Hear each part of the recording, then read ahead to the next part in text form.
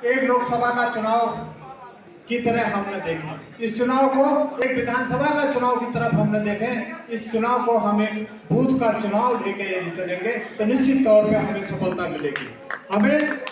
Booth जीतना है और यदि हम बूथ जीतेंगे तो निश्चित तौर पर हमें सफलता मिलेगी। जब प्रत्याशी का चयन हुआ तो मैं मानता हूं कि पहली लड़ाई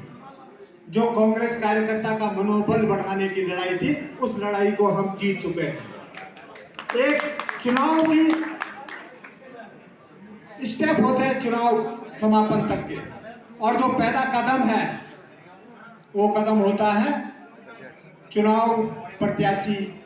में प्रत्याशी की घोषणा कि हम कैसा प्रत्याशी चुनाव के लिए दे रहे हैं। और जब हमारा प्रत्याशी की घोषणा हुई तो जो हमारे कांग्रेस कार्यकर्ता थे, आज यहाँ पत्रकार बंधु भी बैठे हैं, पर फिर भी मुझे ये कहने में गुरेज नहीं है कि कार्यकर्ता ही नहीं, मंच पर बैठे अधिकांश लोग, मंत्री भाई तो और मनोज भाई गवाह हैं, बातें भी हुई थी इन घटनाक्रमों पे कि हम 24 का लोकसभा चुनाव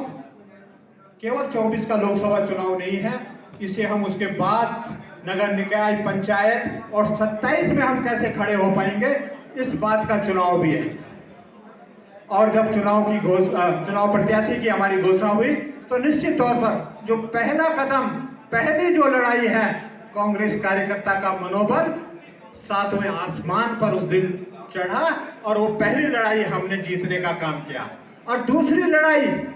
जब भाजपा ने अपना प्रत्याशी घोषित किया तो दूसरी लड़ाई में हम जीते। हर भाजपा का कार्यकर्ता भी आज ये चर्चा कर रहा है कि अब जिस व्यक्ति को हमने देखा ही नहीं, उस व्यक्ति के लिए वोट कैसे मांगे। और बड़ी मुश्किल होती है, आपके पास कोई खनन माफिया, कोई शराब माफिया, इस तरह